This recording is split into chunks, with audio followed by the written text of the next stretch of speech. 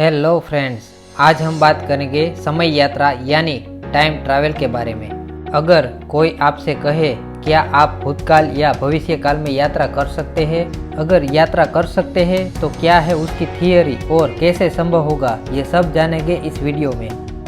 वैसे काफ़ी सालों से टाइम ट्रैवल चर्चा में रहा है और हमेशा एक सवाल सबके मन में रहा है कि क्या समय यात्रा संभव है।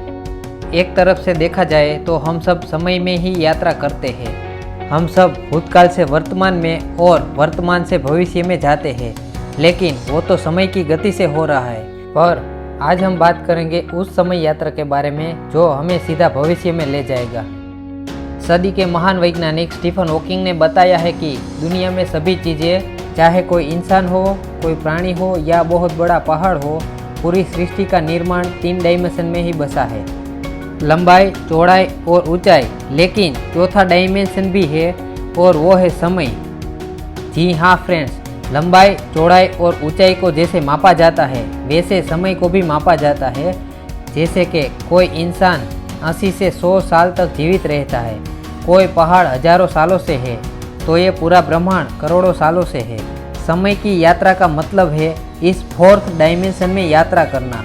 साइंटिस्टों की माने तो भूतकाल में समय यात्रा शायद संभव नहीं हो सकती, लेकिन भविष्य काल में समय यात्रा संभव हो सकती है अगर किसी न किसी तरह से समय की गति को धीमी कर ली जाए। सर डॉक्टर एल्बर्ट आइंस्टाइन ने 100 साल पहले ही बताया था कि समय की गति सब जगह एक समान नहीं होती।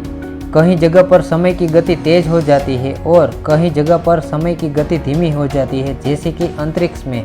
ऐसा ही एक एक्सपेरिमेंट अक्टूबर 1971 में हुआ था, जिसका नाम था हैफिल-कीटिंग एक्सपेरिमेंट। जब यह एक्सपेरिमेंट हुआ था तब ऑटोमेटिक क्लॉक यानी परमाणु घड़ी को लेकर पूरी पृथ्वी के 2 चक्कर लगाया गया था और दूसरी ही ऐसी परमाणु घड़ी धरती पर थी। जब स्पेस शटल पृथ्वी के 2 चक्कर लगाकर वापस धरती पर आया और दोनों घड़ी को मैच किया तो रिजल्ट चौंकाने वाला था, क्योंकि जो घड़ी धरती पर थी उसके मुकाबले जो घड़ी स्पेस में ले गए थे वो कुछ नैनो सेकंड धीमी हो गई थी। उसका मतलब ये हुआ कि अगर हम स्पीड से ट्रैवल करें तो समय की गति धीमी हो जाती है।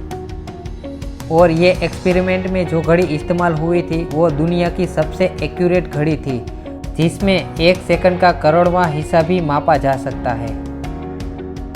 पर अब सवाल ये है कि स्पीड से ट्रैवल करने से समय की गति धीमी होती है, तो आखिर कितनी स्पीड से ट्रैवल करने से समय की गति धीमी होती है।